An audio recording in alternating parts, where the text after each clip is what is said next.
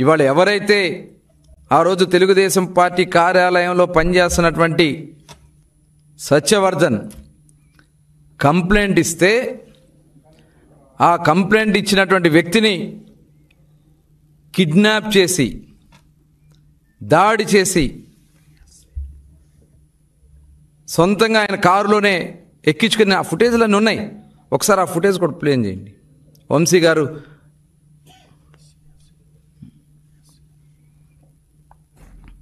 ఒక దళిత సోదరుడు పార్టీ కార్యాలయంలో వర్క్ చేస్తూ కంప్లైంట్ ఇచ్చాడని అతన్ని బెదిరించి భయపెట్టి కిడ్నాప్ చేసి అతను కేసును వాపసు తీసుకునేలాగా చేసింది వాస్తవం కదా? అందుట్లో ఉంది మీరు కాదా? ఆ చేతులు మడత పెట్టుకుని అక్కడ నుంచున్న అతని వ్యక్తులు సత్యవర్ధన్ కాదా? అతను ఎదురుగా ఉండి బెదిరిస్తుంది మీరు కాదా? అది మీ ఇంటి దగ్గర ఉన్నటువంటి లిఫ్ట్ కాదా? హైదరాబాద్ అండి. ఇదంతా చేసి మీరు ఇవాళ సాక్ష్యాలతో సహా బట్టబయలు బయట దొరికితే మీరు పోలీసులను బెదిరిస్తారా?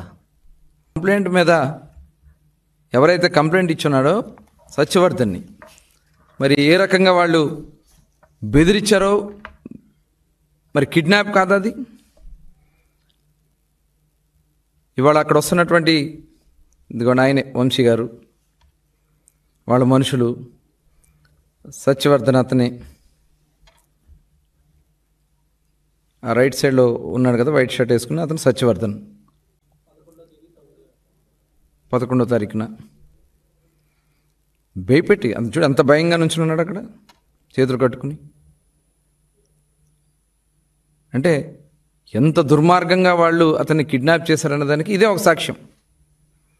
ఇవన్నీ విజువల్స్ అన్నీ క్లియర్గా ఉంటే ఆ కేసులో పోలీస్ అధికారులు విచారణ చేసి అతన్ని అరెస్ట్ చేస్తే జగన్మోహన్ రెడ్డి ఏం మాట్లాడుతూ ఉన్నారు?